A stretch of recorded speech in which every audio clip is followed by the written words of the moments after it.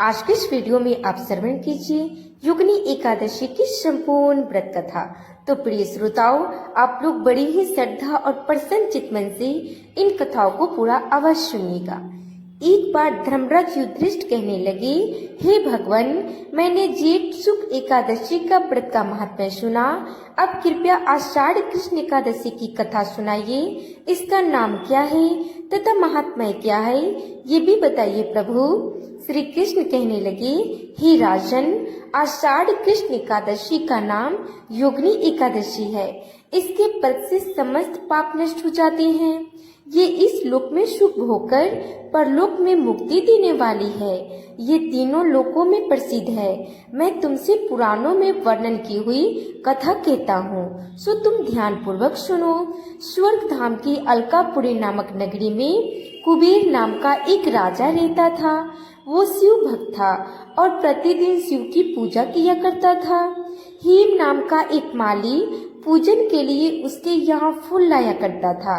हेम की विशालाक्षी नाम की सुंदर स्त्री थी। एक दिन वो मानसरोवर से पुष्प तो ले आया, लेकिन कामासक्त होने के कारण वो अपनी स्त्री से हार्स विनोद तथा रमन करने लगा। इधर राजा उसकी दोपहर तक राह देखता रहा। अंत में राजा कुबेर ने सेवकों को आज्ञा दी कि तुम लोग जाकर मालिक के न आने का कारण पता करो, क्योंकि वो अभी तक पुष्प लेकर नहीं आया है। सेवकों ने कहा, महाराज, वो पापी अतिकर्मी है, अपनी स्त्री के साथ हास्य विनोद और रमन कर रहा होगा। ये सुनकर कुबेर ने क्रोधित होकर उसे बुलाया। हे माली राजा के भय से कांपता हुआ उपस्थित हुआ। राजा कुबेर ने क्रोध में आकर कहा, अरे पापी नीचकामी, तू मेरे परम पूजनीय ईश्वर के ईश्वर शिव जी महाराज का अनादर किया है। इसीलिए मैं तुझे श्राप देता हूँ कि तू स्त्री का वियोग सहेगा और मृत्यु लोक में जाकर कोढ़ी होगा। कुबेर के श्राप से हेम माली का स्वर्ग से पतन हो गया और वो उसी क्षण पृथ्वी पर गिर गया। भूतल पर आते ही उसके शरीर में श्वेत कोढ़ हो गया। उसकी स्त्री भी उसी समय अंतर्ध्यान हो गई। मृत्यु लोक में आकर माली ने महा दुख भोगे। भयानक जंगल में जाकर बिना अन्न और जल के भटकता रहा।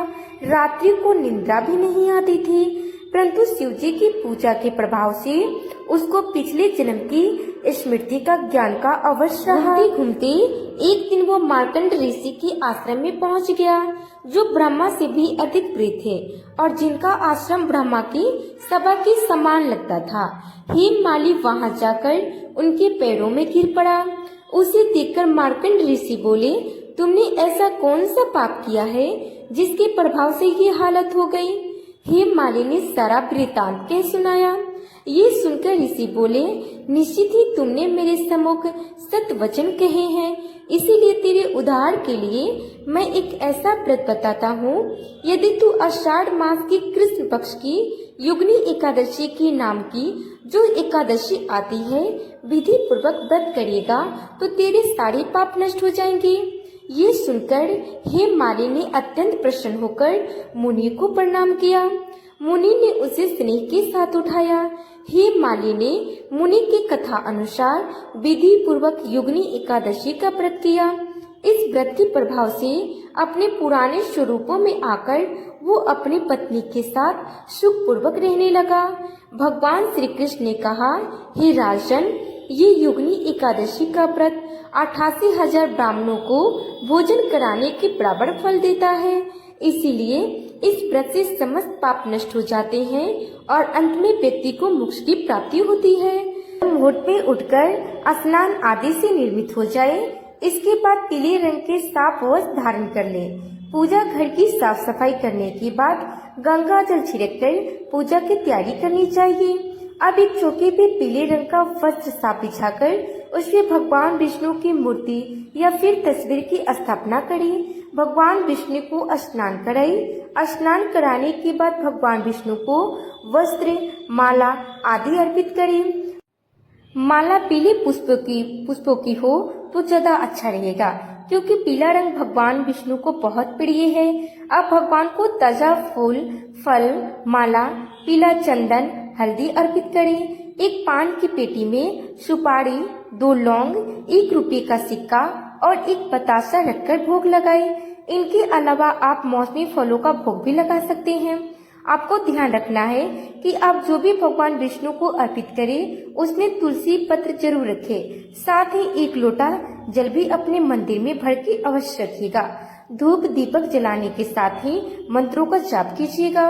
ओम नमो भगवते वासुदेवाय या ओम श्री विष्णुवे नमः या हरे कृष्णा कृष्णा कृष्णा हरे हरे, हरे राम राम राम हरे हरे।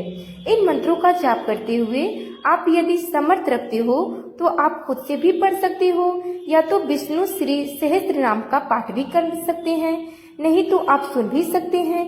इस प्रकार पूजा करने के बाद महालक्ष्मी जी की पूजा करें। माँ लक्ष्मी जी को लाल पुष्प अर्पित करने के बाद सुहाग की सामग्री अर्पित करें। ऐसा करने से घर में आर्थिक समस्याएं नहीं आती है और ऐसे में घर में सुख समृद्धि बनी रहती है। फिर हाथ में पुष्प लेकर व्रत की कथा पढ़नी अथवा सुननी चाहिए।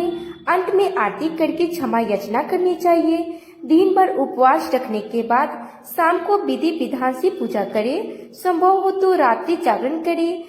यदि संभव ना हो तो जितनी देर आप जाग सकते हैं उतनी देर तक सच्चे मन से भगवान विष्णु के मंत्रों का जाप करें। भगवान विष्णु की कथाएं पढ़े या सुने और अगले दिन सुबह शुभ मुहूर्त में व्रत का पालन कीजिएगा। मतलब उपवास खोल लेना चाहिए, तभी एकादशी का व्रत पूर्ण रूप से माना जाता है।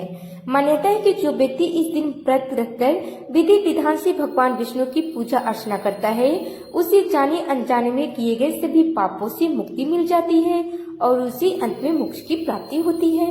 तो प्रिय भक्तजनों, आज की ये कथाएं आप लोगों को कैसी लगी कमेंट बॉक्स में जरूर बताइएगा। तो प्रेम से बोलिए श्री हरि विष्णु की जय, माता लक्ष्मी की जय।